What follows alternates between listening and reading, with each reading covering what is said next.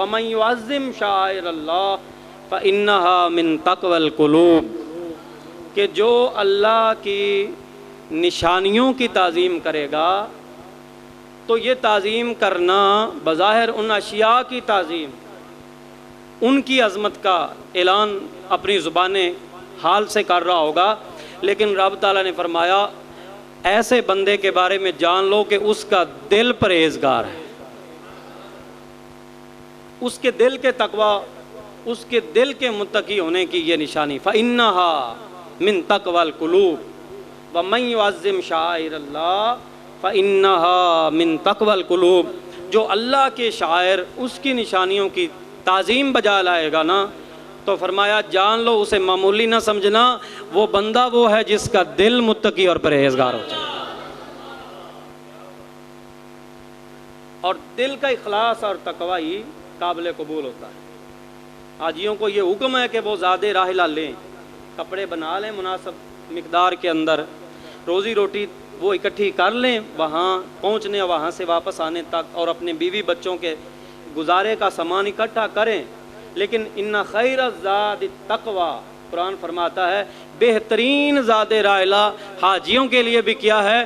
دل کا تقوی اور پرہیزگاری اور اخلاص سے نیت ہے۔ اور قربانیوں کے معاملے میں بھی اللہ تعالیٰ نے واضح طور پر فرمایا لَن يَنَالَ اللَّهَ لُحُومُهَا وَلَا دِمَاؤُهَا وَلَٰكِن يَنَالُهُ التَّقْوَىٰ مِنكُمْ، ہرگز بھی اللہ رب العزت کی ذات تک تمہاری قربانیوں کے گوشت اور ان کے خون نہیں پہنچتے، وَلَٰكِن يَنَالُهُ التَّقْوَىٰ مِنكُمْ، ہاں جو اللہ قبول فرماتا ہے وہ تمہارے دلوں کا تقوی اور اخلاص سے نیت ہوا کرتا ہے، وہ قبول کیا جاتا ہے، اس پر اجر و ثواب کا ترتب ہوتا ہے، اس کے بغیر ثواب ملنے والا۔ تو فرمایا وَمَن يُعَظِّمْ شَعَائِرَ اللَّهِ فَإِنَّهَا مِن تَقْوَى الْقُلُوبِ۔ تو میں یہ عرض کر رہا تھا کہ جو احباب جن کو یہ شرف مل جائے کہ وہ اللہ کے گھر کا دیدار کرنے کے لیے سفر کر رہے ہیں، تو پھر ان کے زیر استعمال اور ان کی قربانیوں کے جانور تک جو ہیں وہ بھی شاعر اللہ بن جاتے، اب ان کا احترام کرنا بھی لازم ہو جاتا۔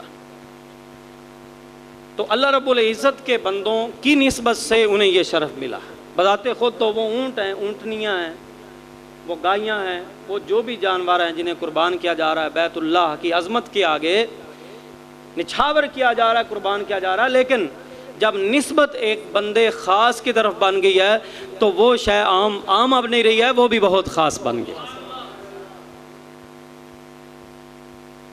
اب وہ نسبت تو چند دنوں کی تھی نا، لیکن چند دنوں کا تعلق اور نسبت اسے یہ مقام دلا رہا۔ اسی کی دلالت الناس سے علماء اہل سنت نے استدلال کرتے ہوئے یہ فرمایا ہے کہ جہاں اللہ والے ہمیشہ سے رہتے ہوئے آ رہے ہوں اور ہمیشہ کے لیے ان کے رہنے کا وہ مقام یعنی ان کے مزارات بن گئے ہوں، تو اندازہ کرو اللہ ان جگہوں کو کتنی برکتیں عطا فرمائے، کوئی اندازہ بھی کر سکتا۔ اسی طرح حرم پاک کے اندر ایک مقدس مقام جسے مقام ابراہیم کہتے ہیں، قرآن پاک میں اللہ رب العزت نے اس کی بھی شان کو واضح فرمایا۔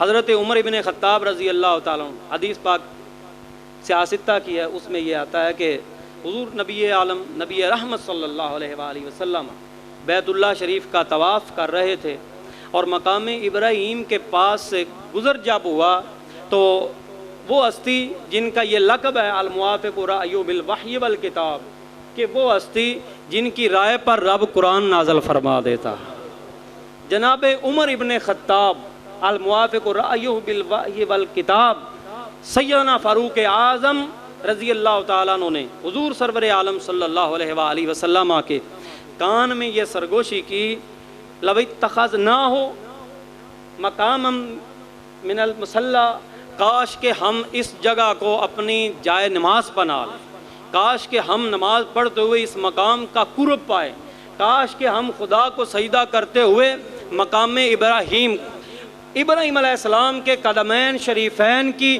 برکات کو بھی سمیٹیں۔ ادھر یہ مشورہ دے کر فارغ ہی ہوتے ہیں، ادھر جبریل آ جاتے ہیں وَاتَّخِذُوا مِن مَّقَامِ إِبْرَاهِيمَ مُصَلًّى۔ اللہ اکبر کبیرہ۔ تو نبی عالم صلی اللہ علیہ وآلہ وسلم نے اعلان فرما دیا کہ یہ آیا اتری ہے. اب طواف سے فراغت کے بعد حجاج کرام آج بھی اور معتمرین جو ہیں وہ مقام ابراہیم کی زیارت بھی کرتے ہیں اور وہاں دوگانہ بھی ادا کرتے ہیں. نماز رب کی پڑھنی، سجدہ اس کو کرنا ہے، احترام اور تعظیم اللہ والوں کے قدموں کے نشانوں تک کی کرنی. بات سمجھنے کی ذرا کوشش. ابراہیم علیہ السلام کا مزار نہیں ہے وہاں، صرف قدموں کے نشان. اگر قدموں کی نشانوں کا معاملہ اس حد تک چلا گیا کہ قیامت تک کے آنے والے لوگوں کے لیے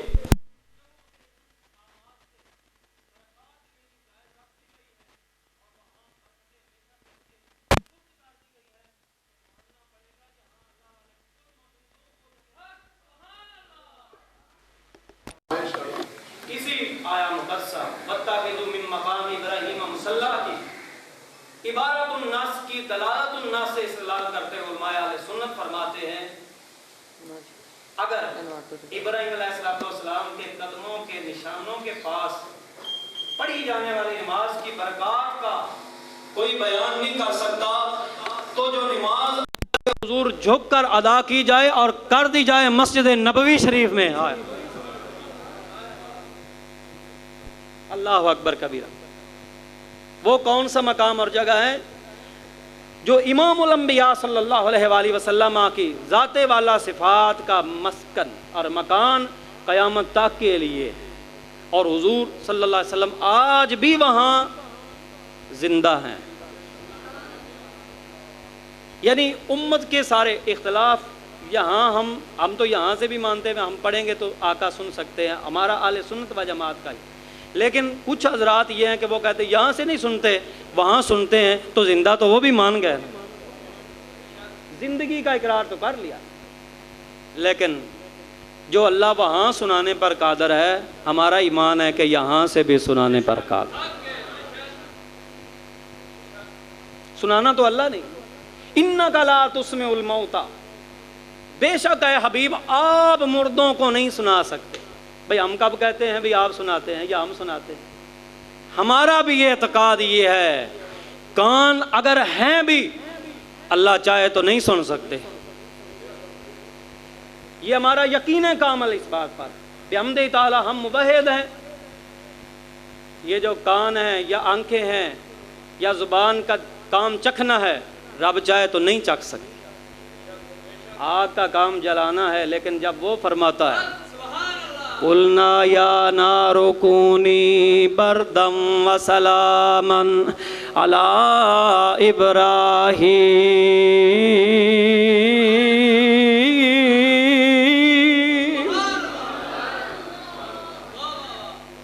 اب وہ ٹھنڈی بھی ہوتی ہے اور جیسا حکم ہے ویسی ٹھنڈی ہوتی ہے. جیسا حکم ہے. اللہ اکبر. جبریل امین آیا نا، کچھ رب کو پیغام بھیجنا ہے، ادھر سے لاتا رہتا ہوں، آج آپ بھی بھیج لو.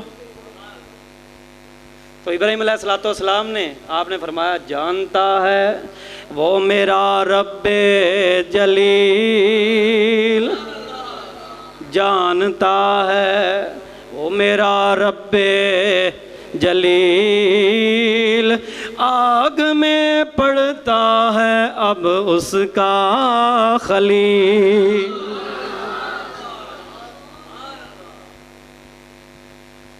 اما الیک فلا، تجھے کوئی حاجت ہو نہیں ہے. اب بھئی اللہ رب العالمین اور اس کے خلیل کا معاملہ ہے، ہم بیچ میں کیا کرتے ہیں؟ اللہ اکبر کرنا. تو نہ قبول کیا انہوں نے، اس آفر کو قبول ہے. اور پھر اللہ کا فضل کرم کیسا ہوا، اللہ نے فرمایا قُلْنَا يَا نَارُ كُونِي بَرْدًا وَسَلَامًا عَلَىٰ إِبْرَاهِيمَ صلی اللہ علیہ وسلم. قُلْنَا يَا نَارُ كُونِي بَرْدًا وَسَلَامًا عَلَىٰ إِبْرَاهِيمَ، تو وہ اب ٹھنڈی ہو. تو بعد میں یہ کر رہا تھا کہ رب کا حکم ہو تو جلاتی ہے، ویسے اس کا کام جلانا ہے، لیکن رب چاہے تو جلائے، رب نہ چاہے تو نہ جلائے.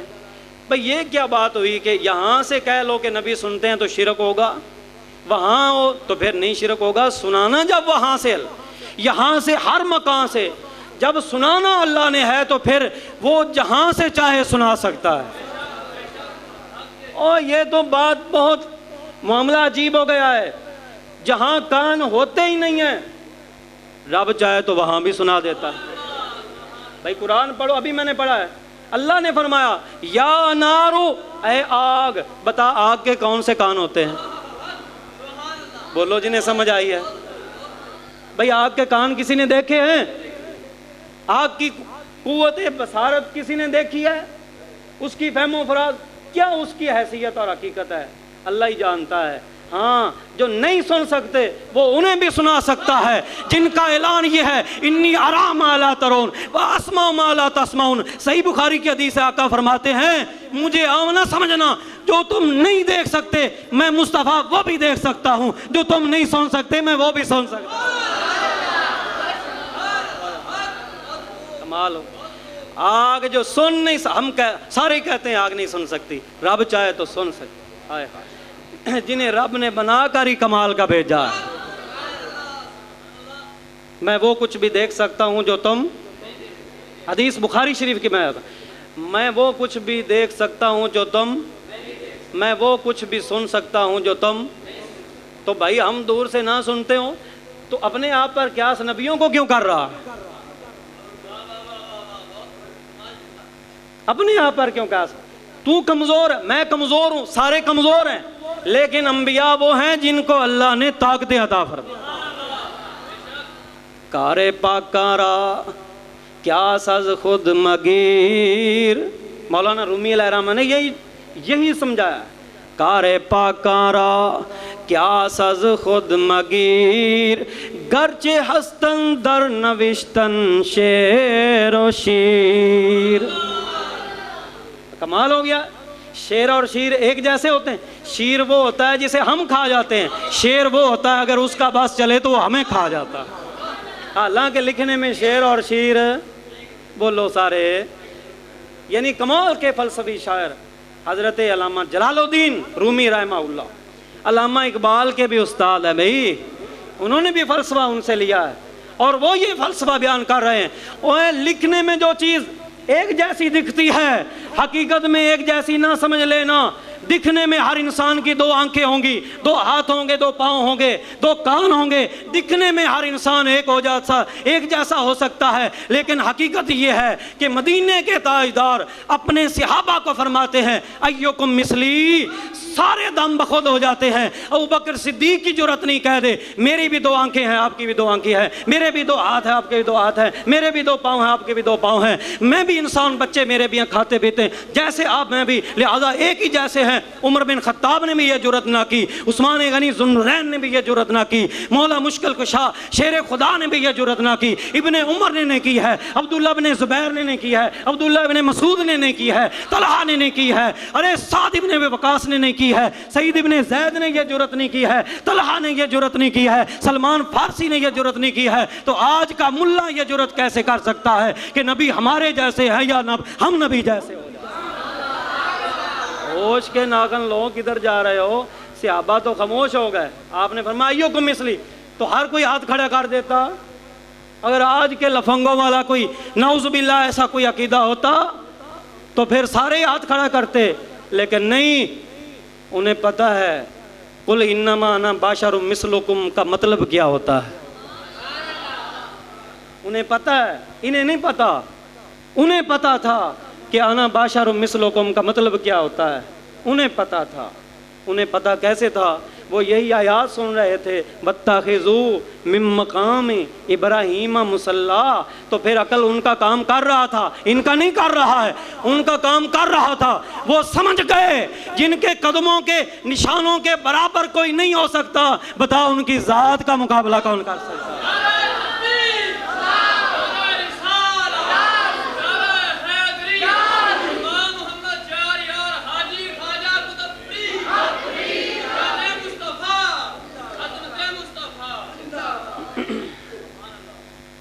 بات دوں نکل جائے گی۔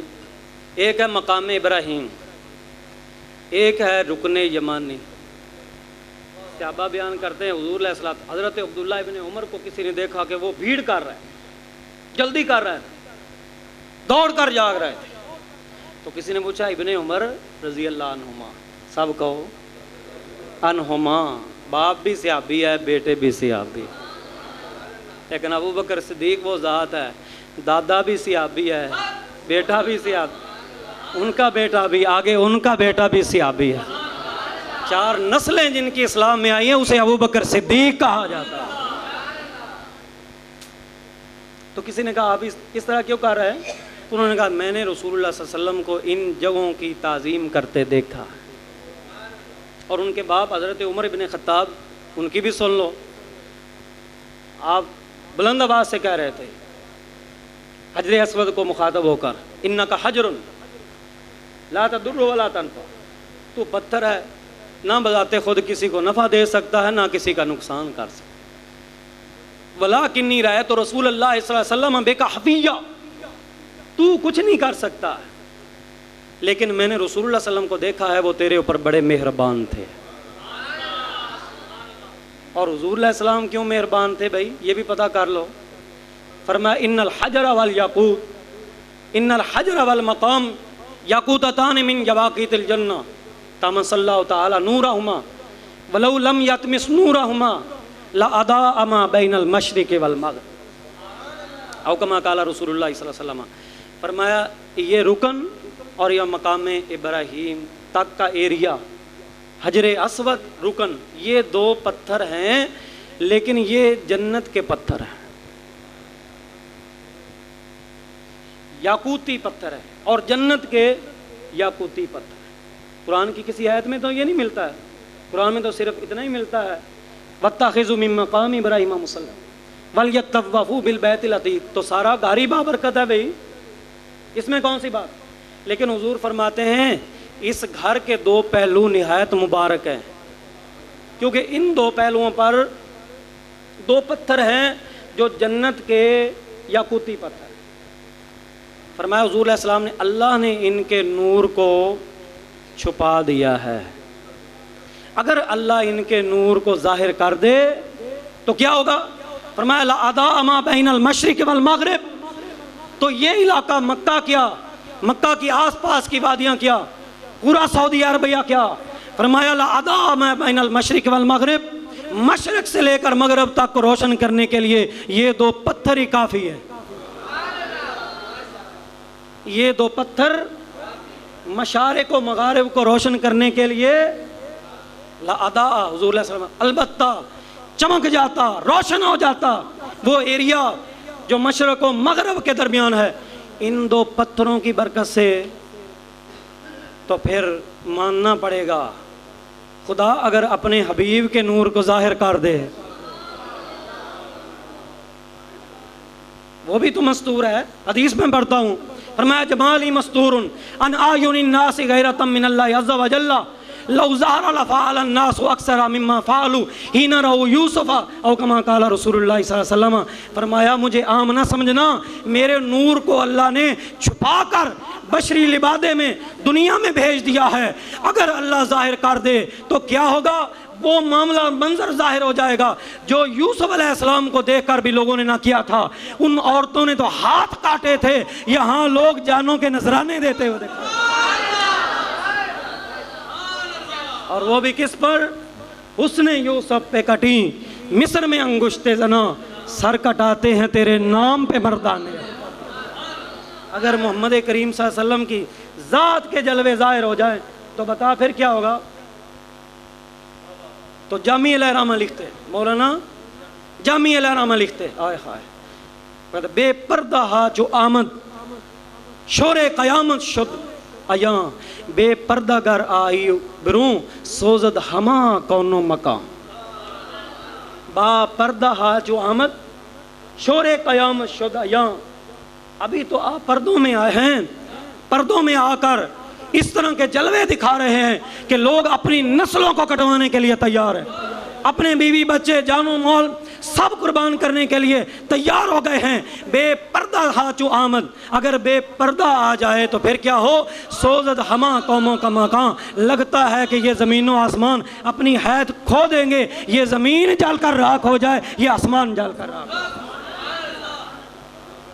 فرمایا یہ دو پتھر ہیں، ان کے نور کو سمجھنے کی کوشش کریں. جنت کے یاقوتی پتھر ہیں، ان کے نور کو آئے وہ اللہ جو پتھروں کو نور دیتا ہے، اس نے اپنے نبی کو کچھ نہیں دیا ہوگا. بولو یار. نبی فرما رہے، حدیث میں دکھانے کا ذمہ دار ہوں.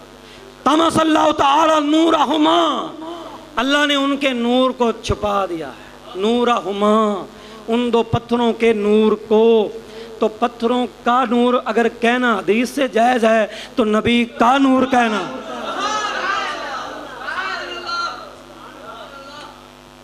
اگر خدا آنکھیں دے تو پھر دو نور دکھاؤ نبی کے، جن سے زمین و آسمان کیا.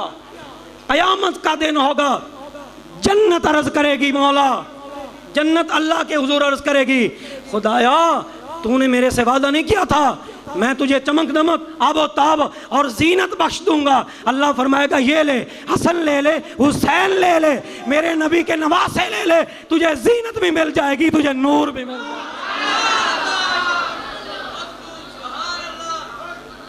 بولو جنہیں سمجھ آئی ہے.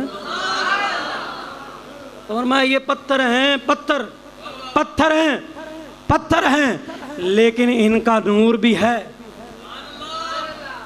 اچھا اب نبی پاک صلی اللہ علیہ وسلم انہیں بوسے دے رہے ہیں، حجر اسود کو بوسہ دے رہے ہیں حضور علیہ السلام.